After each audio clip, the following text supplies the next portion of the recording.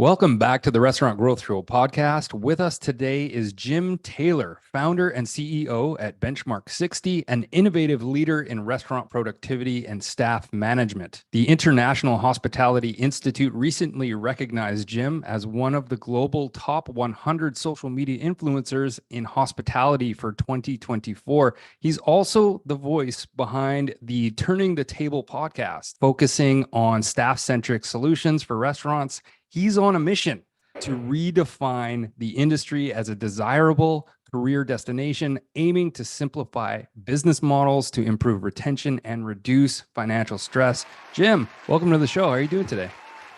Wow, that was quite the intro. I appreciate that. I'm glad we were able to finally connect. I know you'd been bouncing around from the RC show, and you've got the restaurant launch at Le Crocodile. We'll get into all of those things, but why don't you take a moment to tell our listeners a little bit about yourself and what's going on in your world? Yeah, well, again, thanks for the opportunity to join the two of you and have some conversation. My background is restaurants.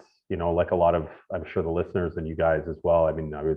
I started in restaurants when I was, 15 years old, or I joke with people sometimes that I was the kid whose parents taught me how to open beer and wine bottles when I was 12 so I could bartend their Christmas party for them. So it's kind of always been sort of what I've done.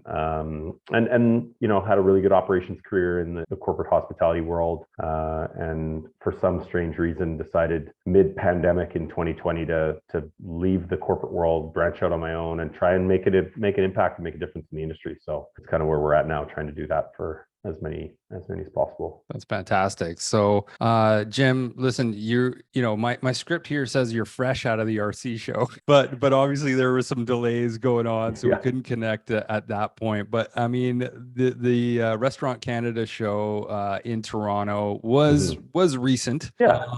Can you let our listeners know, how was it? And can you talk about any new trends and challenges that you're seeing emerge in the industry? Sure. Yeah. I mean, you're right. It was only a few weeks ago. It was, in April, I guess, right? So RC does such a good job at that show of, providing opportunity and a platform, I think, for people to learn about what's going on in the industry, learn maybe some innovative new ideas and ways to do things, and just connect with people. I tell people all the time, the best part about going to that show is being able to find new opportunities to collaborate and partner and bring the industry together. So that's exactly what it was. It was a great few days. I mean, there's so many trends and different things that are kind of going on in the industry right now, right? From financial management to, new technology and equipment to, how are you using ChatGPT in your restaurant? I mean, all these different things, right? But the one that I found was the most sort of forward facing this year was a lot about the mental health side of what it's all about to be in hospitality, whether you're an operator or an owner or a frontline employee. There was definitely a lot of discussion around, what it's like to work in the industry and how it can be a bit of a grind. So they did a really good job. Yeah, we could definitely identify with that.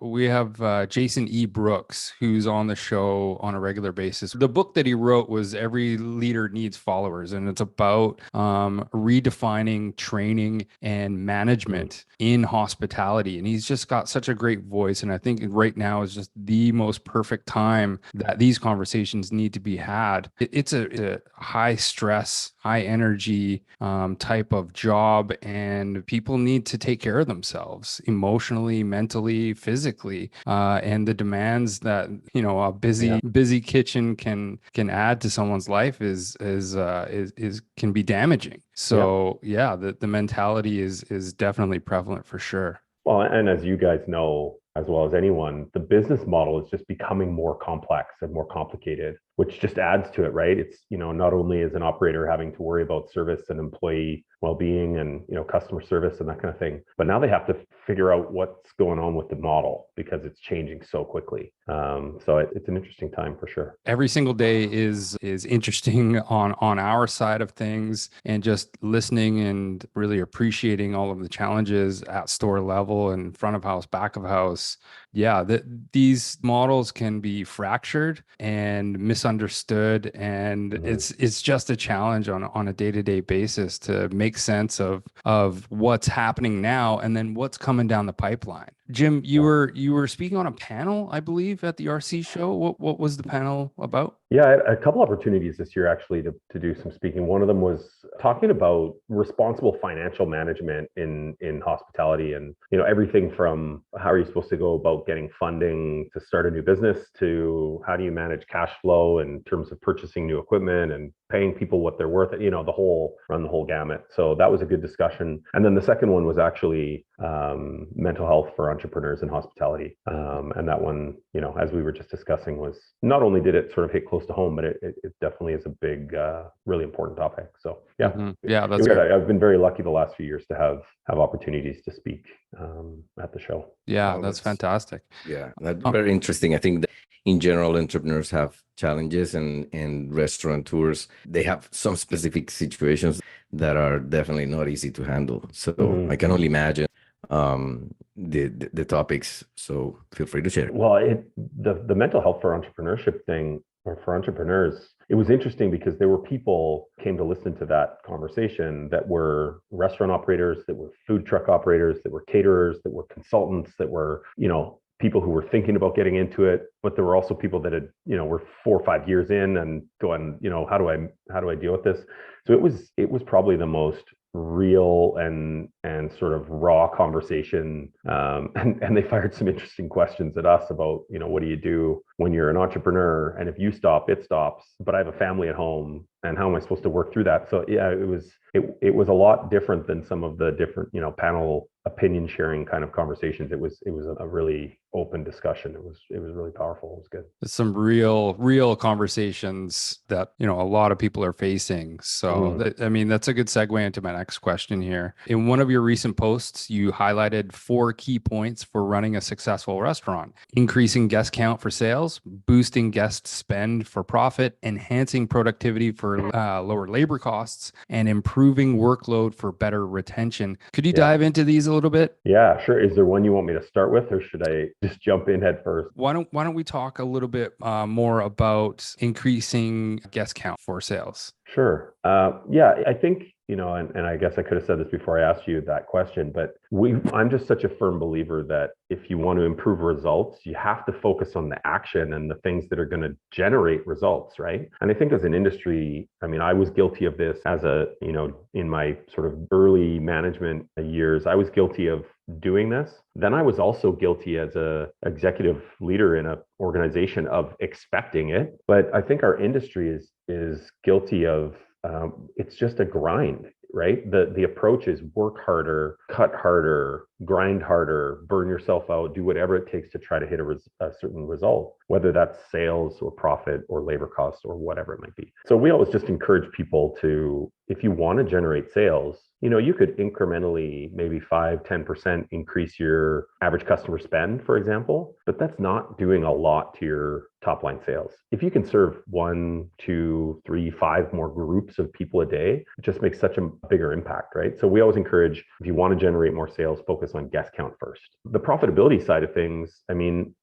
if you can then focus on trying to sell more to your existing customers, I mean, if you think about almost any industry, selling deeper to your current clientele is something that, I mean, that's like sales 101, right? It's easier to sell deeper to a customer than it is to find a new one. But what we find in hospitality is that if you can sell a little bit more incrementally without having to raise prices to your current customer base that is coming, and then compound that with new customer count, it helps your labor costs come down. It helps all your overhead come down. Your rent doesn't feel so painful, all of those things. That's when you find you start to generate more profitability. And then the productivity and workload side of things, this kind of goes back a few years to when minimum wages started to really increase in hospitality across the Canadian market. And, it's still happening. And then you see places like California that have $20 minimum wage now for QSR restaurants. It's just staggering, right? We realized corporately at the time that we felt like we were at this pricing threshold where we couldn't charge any more for our product, which there's a lot of discussion about that right now, right? I mean, how much more elasticity is in the market with how expensive things are? So we couldn't charge more, but we also didn't want to change our service model. And what I mean by that is that we didn't want to remove people from the floor or cut harder or run with one less prep person in the kitchen. We believed that we had a good product. So here we are, we can't charge more, we can't cut harder. What are we supposed to do to negate rising costs? And so we went down a really fairly deep rabbit hole on studying how the concept of productivity affects the business model in hospitality. And it was a massive opportunity that we'd never looked at before. So that, I mean, fast forward now a few years, and that's a big part of what Benchmark 60 does with restaurants every day, is helps them understand that concept of, if we can increase productivity even incrementally, we can negate huge amounts of cost, right? So that's that piece. And then the workload part, through that study of productivity, how other industries look at information and look at leveraging those types of concepts, we sort of tripped over this concept of workload. You know, we'd always talked about that person could take a bigger section than this person, or that person can prep chicken faster than this person. But we'd never looked at it as a whole operation, and really, you know, did a deep dive into what the data was telling us. And we found that this concept of productivity is good. It can even be great for the business, but there's an invisible threshold where you get to a certain point and that good productivity turns into negative workload, unsustainable workload. The connection points that we see with that are, all of a sudden you'll start to see that, why is our guest sentiment, or, you know, online reviews, we're seeing more negative reviews, we're seeing more sick calls, we're seeing a higher rate of turnover, we're seeing declining guest spend. And those are all results of the team is spread too thin. So we know through, you know, doing this hundreds of times, that there's a way to identify that threshold between positive productivity in order to negate rising cost and unhealthy workload that starts to damage the team. And if we can find that position in the middle, we call it the optimal productivity zone, profit does become easier, and employee retention becomes more consistent and easier to manage. Wow. So long worded answer, but there's a lot there for sure. Oh, 100%. Yeah. And I think that the underlying factor here is turnover. And so that just increases the importance on retention, really, at the end of the day. You know, you can teach so many staff members the correct way to do it over and over again within a system. But if they're turning over too quickly, then it's all for naught. And so having these systems in place to improve the retention of and job satisfaction of your staff is just so critical. Yeah, it really is, for sure. Yeah, it's like you achieve, let's say, you do all the work with all this, with the team, building a culture, and you reach that level of productivity. The cost of losing one of them, like, to try to build that up again, it has time, all sorts of pains, and the impact can be really strong. And this isn't just anecdotal, these are my opinions type thing, right? I mean, this is data driven over, like I said, hundreds of restaurant examples over the last 3 or 4 years, showing us that this is a consistent pattern. And, you know, sometimes it's like, well, wouldn't that be nice if, you know, it was that simple? But I explain this to people too, we've all experienced it as a guest. So if the three of us, I mean, I know this has happened to you, but let's say the three of us decide to go out for dinner or before a hockey game or something like that. And we're sitting there and we go, hey, we have got time to have one more round of drinks, or maybe we should have dessert, or, you know, something like that. So someone in the group brings that up. Should we have something else? And someone else in the group responds, well, we haven't seen the server in like 20 minutes, so maybe we'll just go somewhere else. This is one of those things where that's their workload, their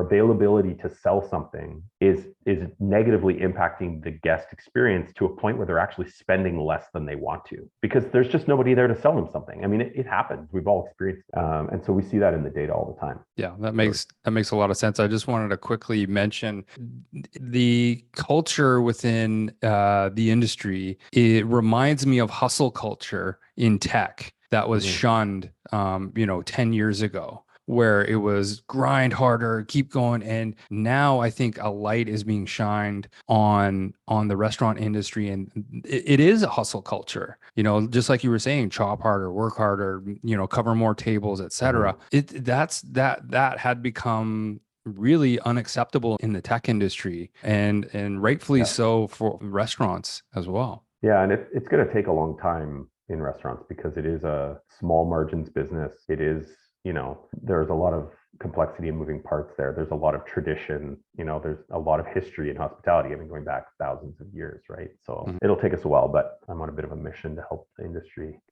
understand. Speaking of missions, and I love that mission because definitely there's a huge resistance in how we do things and how they should be done.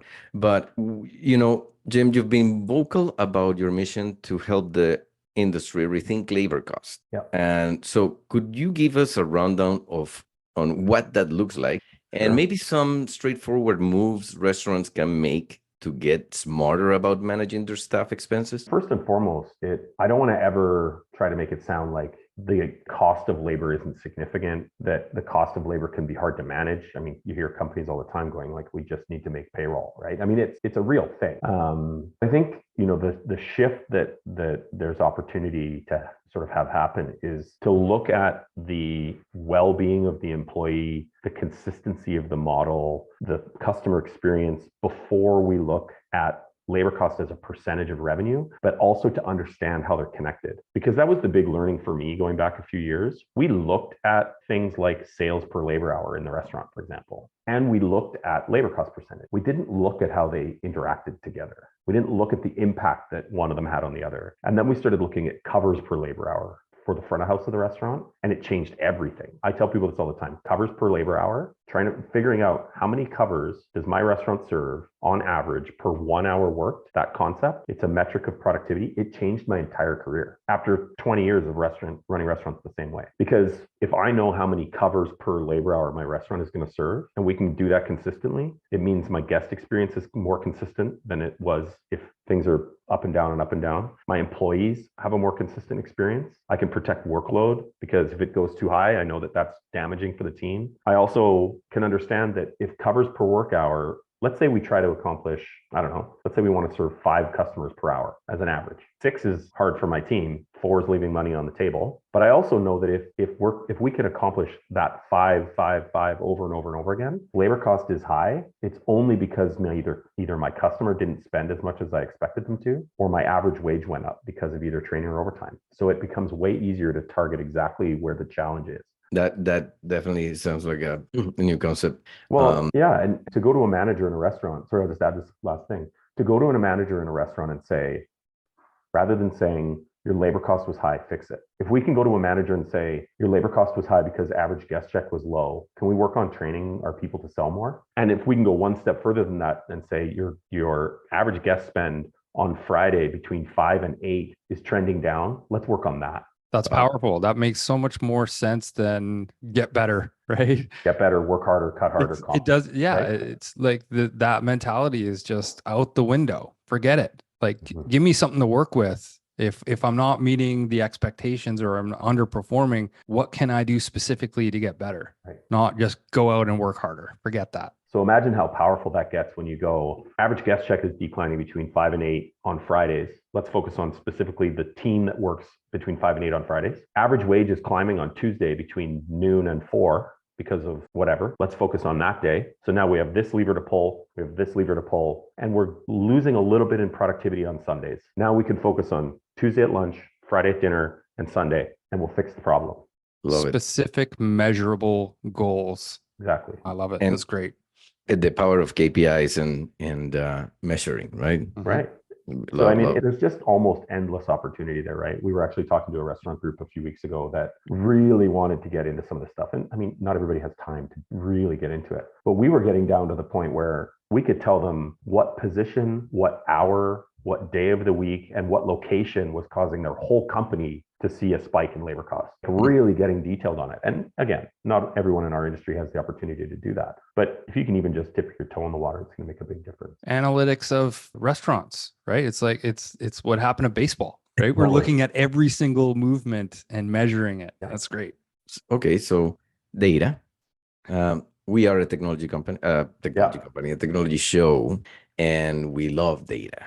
And you kind of like went around the following question, but at Benchmark 60, can you talk about a time when this approach, the deep dive into data, pointed out something surprising that needed fixing and what you guys did about? Yeah, absolutely. There's a group, a 10-unit restaurant group in Connecticut that we worked with for about a year. And, helping them, first of all, understand some of these concepts, how to look at information differently, how to interpret what it was telling them, that type of stuff. But we found that I think it was 6 of their 10 restaurants, they were seeing consistent increase in average wage. So the CFO and the president said, well, that shouldn't be happening. We proactively gave everyone in the company a raise like 6 months ago because the cost of living is going up. So the managers shouldn't be increasing any more wages. That's got to be wrong. Okay, well, let's look into it because the data is telling us we're seeing an increase. So in those 6 out of 10 locations, what we found was that the managers were still hearing from their team that life is expensive, right? Groceries are more expensive,